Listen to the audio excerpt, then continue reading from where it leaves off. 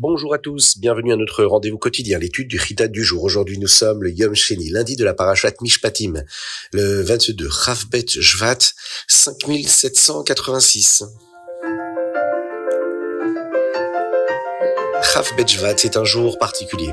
Le jour de la Iloula de la rabbinite Chaya Mushka, l'épouse du rabbi de Lubavitch. Pendant toute l'année qui a suivi le décès de la rabbinite, le rabbi a répété à de nombreuses reprises le verset suivant, Ve'achai yiten el libo. Le vivant doit prendre à cœur, signifiant que nous devons prendre à cœur l'exemple que la rabbinite nous a montré sur la façon de vivre comme un chassid, attaché au rabbi, attaché aux valeurs de la chassidoute. Ensuite, le rabbi a annoncé qu'il lançait une nouvelle campagne en l'honneur de la rabbinite et pour l'élévation de sa neshama, de son âme. Que chacun célèbre son anniversaire. Dans les générations précédentes, seuls les anniversaires des tzadikim particuliers étaient célébrés. En l'honneur de la rabbinite, le rabbi a offert au Ham Israël ce nouveau minhag, à savoir de célébrer son anniversaire. C'est devenu ce que nous appelons une campagne, un miftza. Lorsque nous faisons un cheshbon nefesh, c'est-à-dire un bilan le jour de notre anniversaire, en réfléchissant à la manière dont Dieu nous a créés et nous a confié une shlichut, une mission spéciale sur terre, cela nous aide à nous assurer que nos vies sont quelque chose. Elles ont une valeur particulière. Chaque vie de chacun d'entre nous doit être célébrée. Et nous ferons notre part pour amener la Géoula pour tout le Ham Israël, puisqu'on sait que la mission que le rabbi nous a transmise avec la rabbinite, c'est de s'occuper toujours de l'autre, du prochain, de celui qui est en face.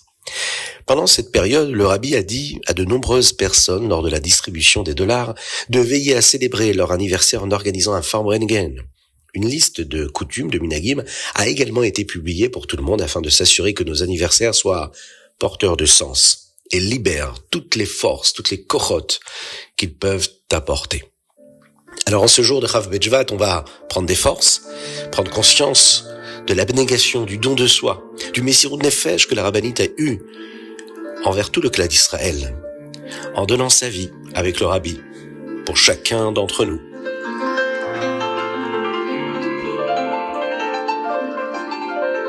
Chumash, Parashat Mishpatim, nous sommes dans le Sheni. Et le Chumash aujourd'hui continue de nous enseigner les Mishpatim. Les Mishpatim, ce sont les mitzvot qu'Hachem a donné à Moshe Rabbeinu d'enseigner au Ham Israël et de leur expliquer clairement afin qu'ils sachent exactement comment agir selon la volonté de Dieu. Et dans le Chumash d'aujourd'hui, nous apprenons les mitzvot suivantes. Par exemple, les punitions pour quelqu'un qui blesse une autre personne ainsi que pour celui qui blesse son propre esclave. Nous apprenons également ce qu'il faut faire avec un animal qui tue une personne. Cela dépend si l'animal était un tam, c'est-à-dire un simple, ce qui signifie qu'il n'est pas habituellement un animal dangereux, ou bien s'il est un mouad, c'est-à-dire un averti, un animal qui a l'habitude, qui a déjà tué auparavant. Nous apprenons également ce qu'il faut faire si un animal tue l'animal d'une autre personne. Également si une personne a creusé un trou dans le sol et qui ne l'a pas couvert, elle est donc responsable si un animal tombe dedans et se blesse. Nous apprenons également les punitions qui concernent le voleur. Nous avons appris précédemment que les Aseret Diberot, ce que nous appelons les 10 commandements qui sont en réalité les 10 paroles, commencent par des mitzvot très spirituels, comme comprendre que rien n'existe en dehors de Dieu. Anochi Hashem Elokecha, lo yeh lecha Elokim acherim. Et on voit que les Aseret Diberot terminent par des mitzvot très simples, des mitzvot évidentes comme ne pas tuer, ne pas kidnapper. Cela nous montre que même les mitzvot simples doivent être remplis de gdusha, de sainteté, et que nous devons savoir quels sont des mitzvot d'Hachem, de Dieu. De la même manière, juste après Matan Torah, quand nous commençons à apprendre les détails des mitzvot qu'Hachem demande à Moshe Rabbeinu de transmettre au Ham Israël, ce sont des mishpatim, des mitzvot que n'importe qui pourrait comprendre par soi-même. Par exemple, le fait de traiter les gens correctement et de savoir comment gérer les arguments relatifs à la propriété, quelque chose que nous pouvons comprendre même si la Torah ne les avait pas donnés, ce que nous appelons les mishpatim. Et nous devons respecter ces commandements avec autant de ferveur et de gdusha que les plus grands commandements, les plus grandes mitzvot qui pourraient ne pas être accomplis si la Torah ne nous les avait pas donnés. Ça nous enseigne que faire ces choses-là, même si elles sont logiques, Eh bien, nous devons les faire et les vivre avec la Kabbalatol, l'acceptation du joug céleste de Dieu, parce que ce sont des mitzvot de Dieu, parce que c'est Dieu qui nous a demandé de les accomplir. Et de cette façon, on s'attache à Dieu à travers l'accomplissement de toutes ces mitzvot.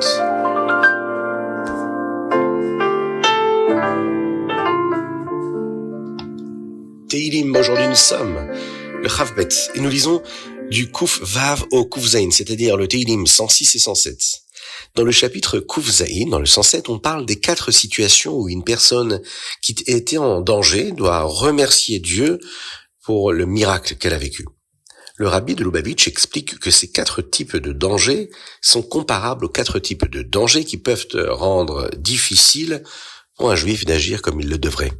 Premièrement, une personne malade qui a guéri.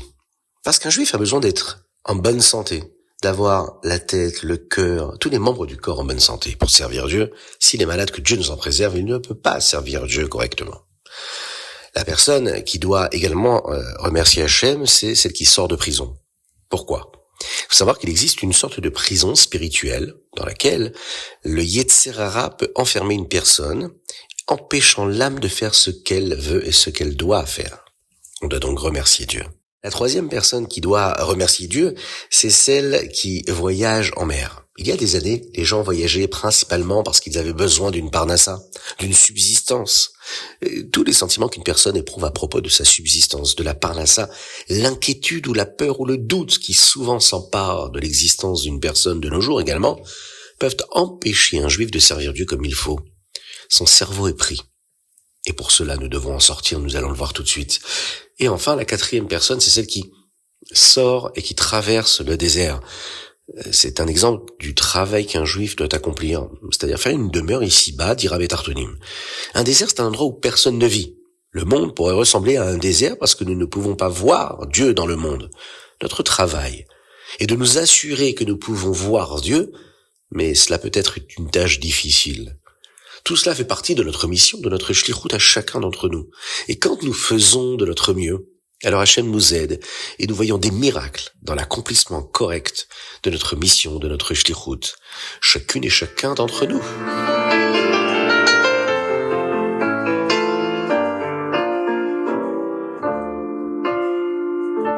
Tania, l'écoutez à Marie, nous sommes dans le 26e chapitre et aujourd'hui nous apprenons comment un juif peut servir Dieu avec joie, même lorsque nous savons que nous avons fait quelque chose de mal et que nous devons faire tchouva. Pour qu'un juif gagne le combat contre son Yetzer Hara, il ne peut pas être paresseux ou lent. Ce n'est que lorsqu'une personne est joyeuse, vive, qu'elle est capable de surmonter le Yetzer Hara. Mais certaines choses peuvent rendre une personne inquiète ou triste. L'une d'elles est le fait d'avoir fait quelque chose que nous n'étions pas censés faire. Cela pourrait rendre une personne très très contrariée et lui faire se sentir très mal. Si nous sommes contrariés, nous n'aurons pas beaucoup d'énergie pour combattre notre Yetzer Hara. Le Rabbi Shlomo Zalman, l'auteur du Tanya, nous enseigne donc un moyen de ne pas être triste. Nous devrions nous dire, Hachem m'a envoyé ici, dans ce monde, pour accomplir une mission, une shlichut. Quelle est ma mission ? Agir comme un juif le doit. Et cette mission concerne chaque moment de ma vie, chaque seconde de ma vie. Penser à ce que j'ai fait de mal ne me permettra pas d'accomplir la mission que je suis censé accomplir maintenant tout de suite. Je ne peux donc pas y penser maintenant. Et si je n'y pense pas, je ne suis donc pas triste. Mais qu'en est-il de la tchouva alors ? Une personne a besoin de penser à ses fautes. Quand ça ? Eh bien, quand elle veut faire tchouva. Pour pouvoir faire tchouva, il y a des moments spéciaux pour cela. C'est un moment où on va réfléchir réellement, se remettre en question, comprendre la cause. Qu'est-ce qui nous a amené à fauter ? Comment réparer la faute ? Le Rabbi Shlomo Zalman parlera plus tard dans le Tanya des différentes étapes de la tchouva. Mais à tout autre moment, penser à sa faute, c'est écouter le Yetzer Hara qui lui essaye de nous empêcher d'accomplir la mission que nous sommes censés accomplir tout de suite, maintenant. Il veut que nous soyons de mauvaise humeur, que nous soyons tristes pour que nous n'ayons même plus envie de faire quoi que ce soit, de bouger, de nous élever. La paresse, c'est elle qui amène la tristesse. La tristesse, c'est elle qui crée la paresse et qui fait que l'homme ne fait plus. Et un homme, un juif, a une shlichut à accomplir à chaque instant. Il doit donc agir. Et ensuite, à un moment donné, il fera tchouva quand il devra le faire.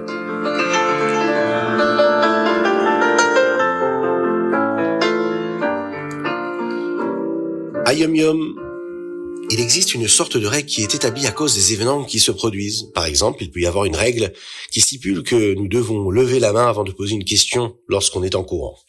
Cette règle existe parce que les enseignants ont vu que si tout le monde parlait en même temps, on ne pourrait rien entendre. C'est aussi simple que cela. Ils nous ont donc instauré la règle de lever la main pour que la classe se déroule sans encombre.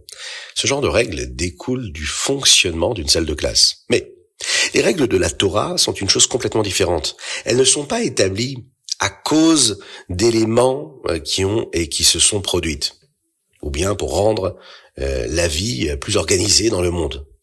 Elles viennent de Dieu. Elles ont été créées par Dieu et elles créent la vie telle qu'elle est. Allumer les bougies de Shabbat n'est pas dû à quelque chose qui s'est passé, mais parce qu'Hachem veut que nous apportions de la sainteté de la Kedusha dans le monde en accomplissant cette mitzvah. C'est pourquoi la Torah est toujours la même, partout. La Torah ne change pas, car les règles de la Torah ne sont pas basées sur la façon dont le monde est. Le monde, lui, change constamment, donc des règles basées sur l'état du monde devraient changer aussi. Mais ce n'est pas le monde qui fait les règles de la Torah, que Dieu nous en préserve. C'est la Torah qui fait du monde ce qu'il doit être.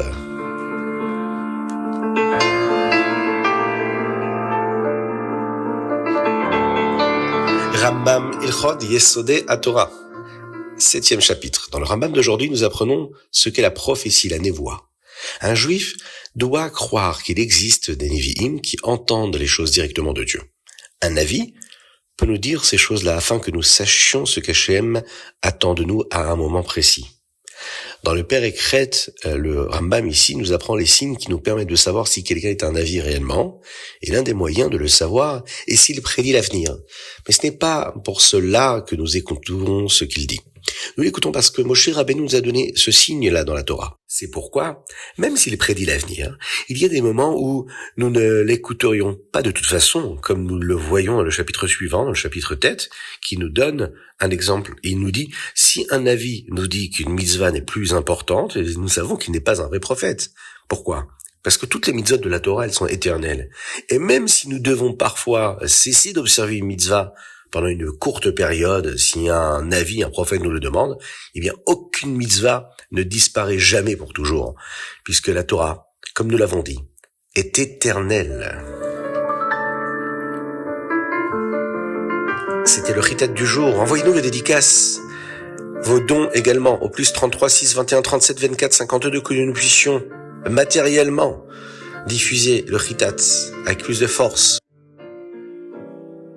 Qu'Akadosh Baruch Hu envoie au Am Israël toutes les brachot, dans l'abondance matérielle et spirituelle, la refoua shelema à tous les malades et une grande hatzlacha aux chayalim qui se battent pour l'Am Israël, en Eretz Israël et partout dans le monde.